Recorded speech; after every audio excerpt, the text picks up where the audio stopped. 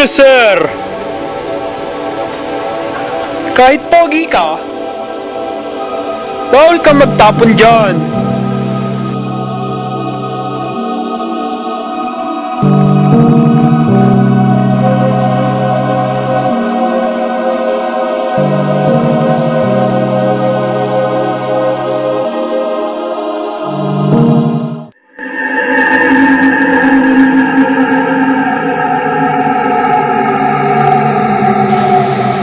Alam mo ba na may multa ang pagtatapon sa UPLB ng basura kung saan saan?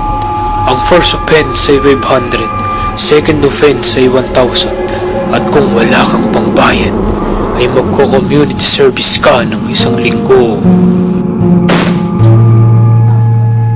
Dami mong kalat. Ayaw mong itapon sa tamang basurahan. Matuto kang mag-segregate. Ihulain mo ang mga basura mo. Tapon ka ng tapon.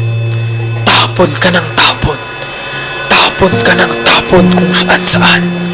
Pwede ka naman magdala ng plastic bag at doon mo ilagay yung basura mo. Saka mo itapon sa tamang basurahan. Tapon ka ng tapon.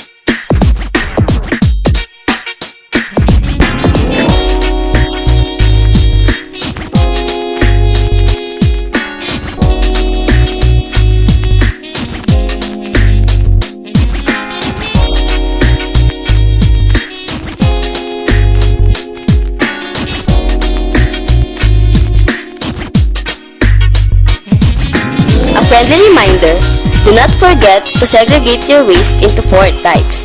First, biodegradable waste.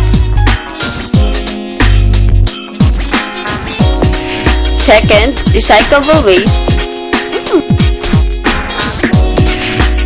Third, residual waste. And last, special waste.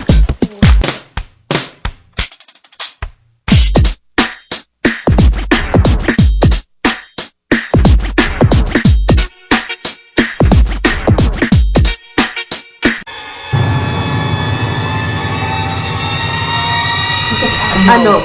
Magkakalat ka pa ba?